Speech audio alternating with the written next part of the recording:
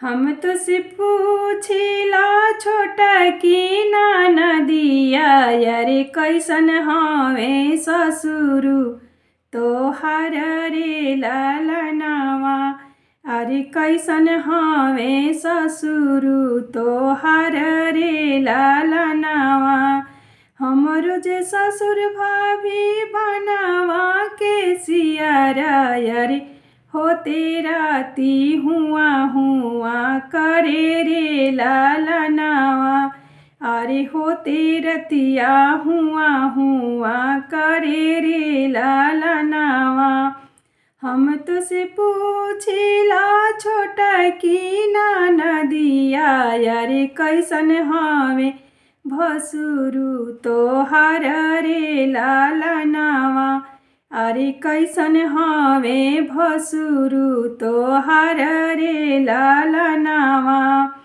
हमरो जे भसुर भाभी बना के बंदरवा यारे डाढ़ी ओ डाढ़ी कूदे रे लालनावा। अरे बनावा के पता कुली झारे रे लालनावा। हम तुझसे पूछिला छोटा की नदिया यारे कैसन हवे देवरु तोहार रे लालनावा। अरे कैसन हवे देवरु तोहार रे लालनावा। हमरो जे देवर भाभी खेतावा के मुसावा यारे खेता खरी हानी कुली कोड़े रे लालनावा। अरे खेतावा के धान कुली कतरस रे लालनावा। हम तुझसे पूछिला छोटा की नदिया यारे कैसन हवे पियावा तोहार रे लालनावा। अरे कैसन हवे पियावा तोहार रे लालनावा। हमरो जे पिया भाभी डिप्टी कलेक्टर यारे तहसील में गरजे जैसे शेर रे लालनावा।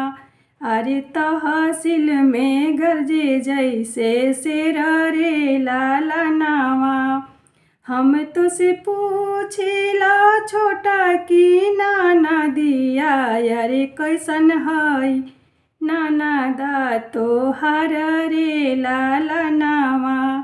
अरे कैसन हई ननदा तोहार रे लालनावा। हमरो जे नंदी भाभी जनमे के बैरी यारे पियावा के मांगेली कामैया रे लालनावा। अरे पियावा के मांगेली कामैया रे लालनावा। हम तुझसे पूछिला छोटा की नदिया यारे कैसन हई सासुजी तोहार रे लालनावा। अरे कैसन हई सासुजी तोहार रे लालनावा। हमरो जे सासु हो बना के बिलरिया यारे झपटी झपटी कुली चोरावई रे लालनावा। अरे झपटी झपटी कुली चोरावई रे लालनावा।